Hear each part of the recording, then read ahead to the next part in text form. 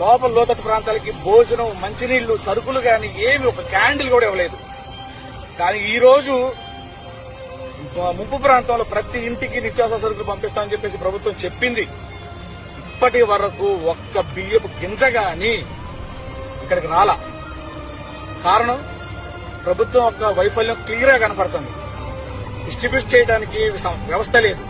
ఒక ట్రాక్టర్ కి ఒక కానిస్టేబుల్ ని, ఒక వీఆర్ఓని పెట్టి, ఆ వార్డు వీఆర్ఓని పెట్టి పంపిస్తున్నారు. ఎవరు సప్లై చేయాలి? ఎవరు ఇవ్వాలి? ఎవరికి తోచినంత వాళ్ళు తీసుకెళ్తున్నారు. దాచుకునే వాళ్ళు దాచుకున్నారు తప్ప మిగతా వాళ్ళకి అందట్లేదు. నిన్న హుటాహుటిన ప్రభుత్వ యంత్రాంగాన్ని అంతా ఇక్కడ ఏ రోడ్డు ఉంటే ఆ రోడ్డు దగ్గర పెట్టి వార్డుకి 100 మందిని పెట్టి 100 లారీలు అయితే పెట్టించారు. గాని అది ఏమైందో, ఎక్కడికి వెళ్ళిందో తెలియదు. చివరి దాకా వెళ్లట్లా.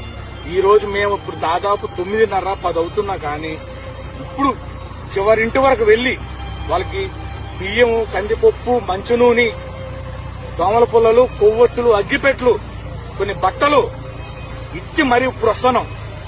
ప్రభుత్వం ఎందుకు చేయలేకపోతుంది? ప్రభుత్వం చేతుల్లో ఇంత యంత్రాంగం ఉంది, ఇన్ని వ్యవస్థలు ఉన్నాయి, ఎందుకు చేయలేకపోతుంది? అసలు వరద ఎందుకు పెరిగింది? తగ్గిన వరద ఎందుకు పెరిగింది? ఈ వరద వస్తుందా? పైన బుడమేరికి గండ్లు కొట్టి వరదని కిందకి దిగుదించి మునిగారుగా అని చెప్పేసి వాళ్ళ తిప్పలు వాళ్లే పడతారు అని చెప్పి వదిలేశారు.